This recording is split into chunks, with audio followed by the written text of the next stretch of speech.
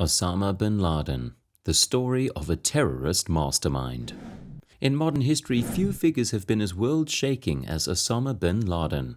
Born into privilege, he would come to symbolize the most insidious forms of terrorism, leading a violent campaign against nations he deemed enemies of his ideological beliefs.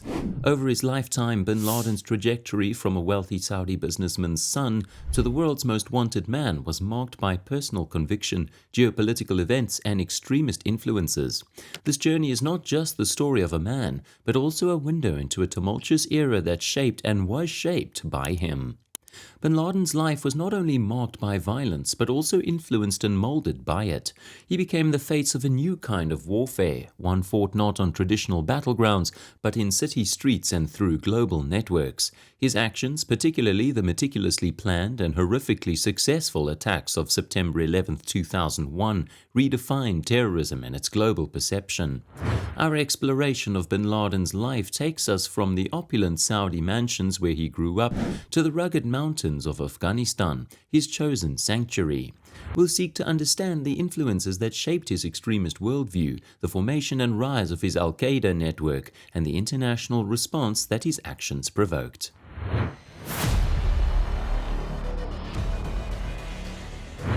Osama bin Laden was born in 1957 into the affluent bin Laden family, one of the wealthiest in Saudi Arabia, primarily due to their successful construction business. His father, Mohammed bin Laden, had humble beginnings but transformed his fortune through hard work and savvy business practices, earning the favor of the Saudi royal family. In this environment of wealth and privilege, Osama had exposure to a world vastly different from the one he would later choose. He received a private education marked by religious teaching deeply rooted in Sunni Islam and Wahhabism, a strict and conservative interpretation of Islam prevalent in Saudi Arabia. This early religious education would later form the backbone of his radical worldview. The political climate of his youth also influenced bin Laden's upbringing. The mid-20th century was marked by decolonization, the rise of Arab nationalism, and regional conflicts, including the Israel-Palestine issue.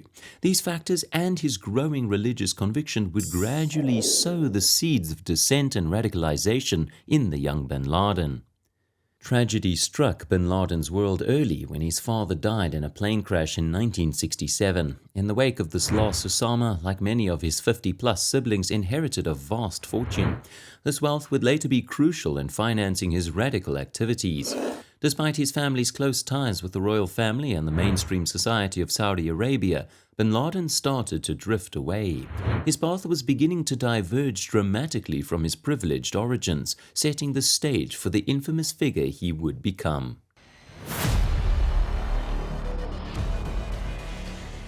In the final days of the 1970s, a momentous event occurred that would forever change the course of Osama bin Laden's life.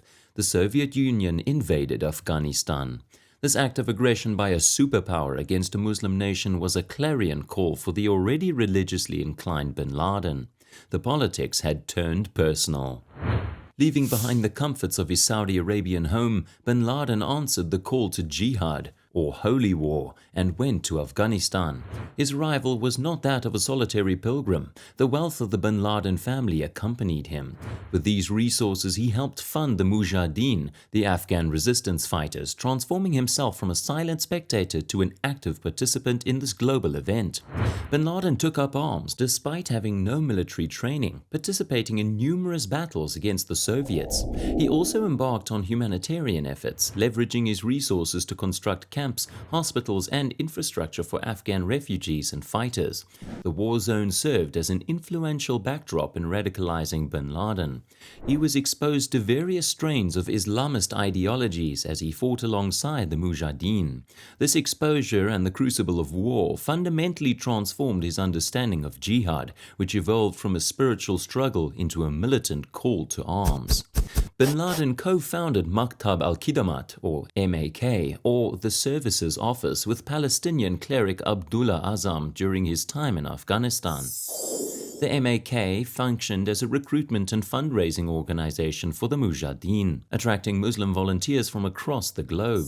This multinational cadre of warriors united under the banner of Jihad laid the groundwork for creating a global jihadist network. However, the seeds of al-Qaeda were truly sown in the aftermath of the Soviet withdrawal in 1989. With the Soviets defeated, bin Laden's ambitions did not wane, but morphed. He envisioned a new enemy, the West, particularly the United States, whose influence he perceived as the biggest threat to Islam. And by the end of the 1980s, Osama bin Laden, once a wealthy Saudi youth, had transformed into a hardened warrior, leading a global jihad network.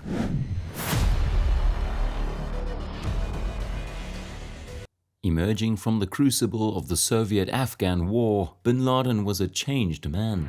His vision of a global Islamic order had crystallized, and he was now prepared to bring it to fruition.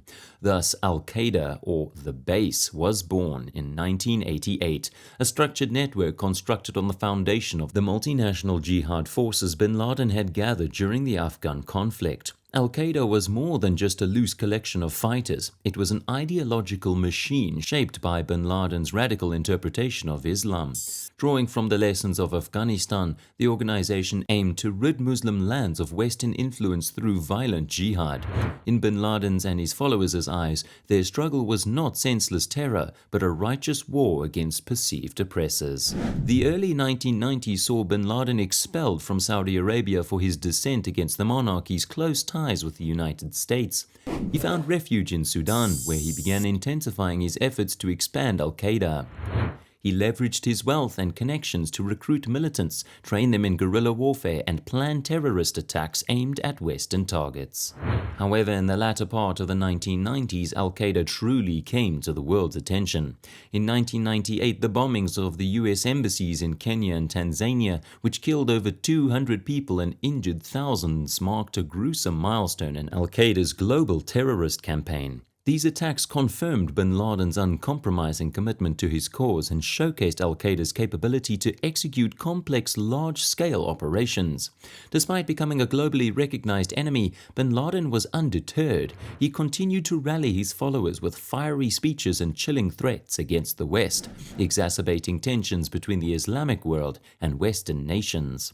His audacity and relentless pursuit of his jihadist agenda further emboldened al-Qaeda, setting the stage for their most audacious attack yet.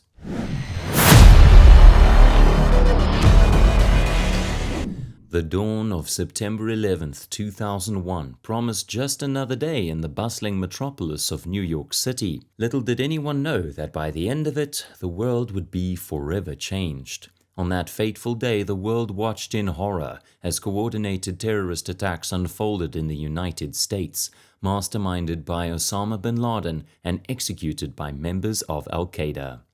At 8:46 a.m. Eastern Daylight Time, American Airlines Flight 11, hijacked by 5 al-Qaeda terrorists, crashed into the North Tower of the World Trade Center in New York City. The impact and ensuing fireball engulfed the tower, trapping thousands of people and sending shockwaves of disbelief across the globe.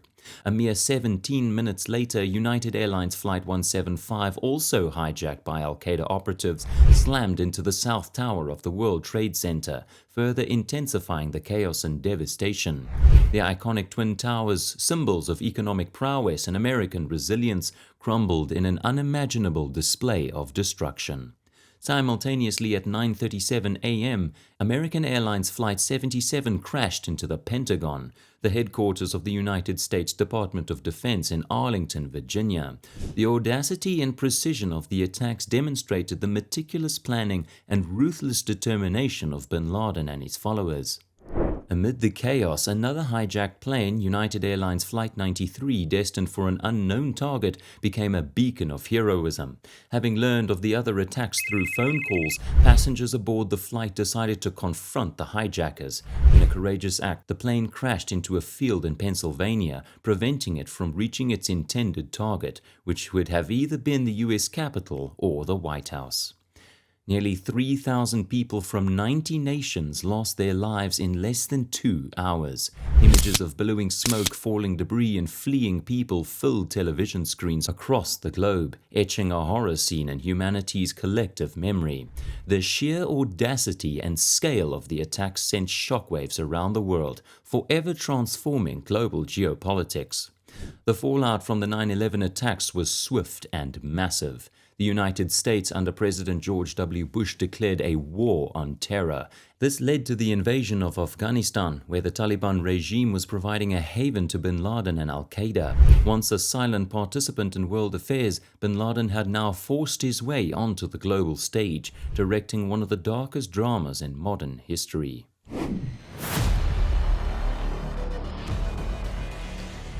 The operation to capture Osama bin Laden, codenamed Operation Neptune's Spear, was a decade-long manhunt filled with frustrating leads and dead ends. However, everything changed when in August 2010, the CIA identified a potential hideout in Abbottabad, Pakistan. The compound was an anomaly, far more substantial than neighboring homes, with walls up to 18 feet high topped with barbed wire, conspicuously lacking any internet or telephone connections, and its occupants burned their trash rather than putting it out for collection. The compound's location was even more suspicious because it was a mere half-mile from the Pakistan Military Academy. The inhabitants' extremely cautious and secretive lifestyle convinced the CIA that the compound housed a high-value target, possibly bin Laden himself. After months of surveillance and intelligence gathering, President Obama ordered the mission's go-ahead on April 29, 2011. The U.S. Navy's Elite SEAL Team 6, explicitly trained for counterterrorism and high-risk operations, led the hunt. The mission would be a helicopter raid, allowing for the element of surprise and a rapid extraction. On the night of May 1, 2011, two specifically modified Black Hawk helicopters carrying 23 SEALs, a Pakistani-American interpreter, and a tracking dog named Cairo took off from Jalalabad, Afghanistan. The SEALs' mission: capture or kill the world's most wanted man. Stealthily approaching the compound, one of the helicopters experienced a hazardous airflow issue, causing an emergency landing within the compound's walls. Despite the setback, the SEALs pressed on with the mission. They cleared the compound room by room, and approximately 20 minutes into the operation they located and killed bin Laden. The SEALs identified him through facial recognition techniques and by measuring his height, as bin Laden was notably tall. One of the women at the compound, identified as bin Laden's wife, also confirmed his identity. The team collected bin Laden's body, hard drives, DVDs, documents, and other significant materials from the compound. They then destroyed the malfunctioning helicopter to protect its sensitive technology. A reserve Chinook helicopter extracted the team, and by 2:40 a.m. local time, all U.S. personnel were clear of Pakistani airspace. Bin Laden's body was transported to the aircraft carrier USS Carl Vinson, where it was washed, wrapped in a white sheet, and placed in a weighted bag as per Islamic custom. After religious remarks delivered by a military officer, his burial took place in the depth of the Arabian Sea. The death of bin Laden marked a significant victory in the war on terror, but it was not the end. The ideological seeds he had sown continued to bear fruit in the form of ongoing global terrorism, reminding us that the fight against extremist ideologies is far from over.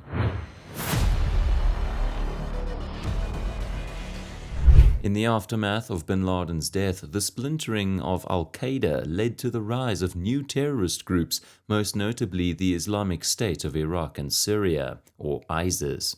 These groups carried on bin Laden's legacy of violent jihad, showcasing the enduring nature of the ideological war he had initiated. Bin Laden's actions indelibly impacted global security, prompting significant shifts in counterterrorism strategies and national security policies worldwide. The war on terror led to increased military expenditures, tighter immigration controls, and the creation of comprehensive surveillance programs, profoundly reshaping the dynamics of international relations and civil liberties. Moreover, bin Laden's use of religion to justify violence fostered a climate of fear and suspicion, widening the cultural and religious divide between the Western and Muslim worlds. Despite global efforts to curb extremist narratives, the ideology bin Laden propagated resonates among disaffected individuals, posing a persistent challenge to peace and security. The story of Osama bin Laden is a grim reminder of the catastrophic consequences of extremism. His transformation from a privileged young man to a global terrorist mastermind is a stark warning of the dangers of radicalization. It also highlights the need to embrace peace and understanding, even in diversity.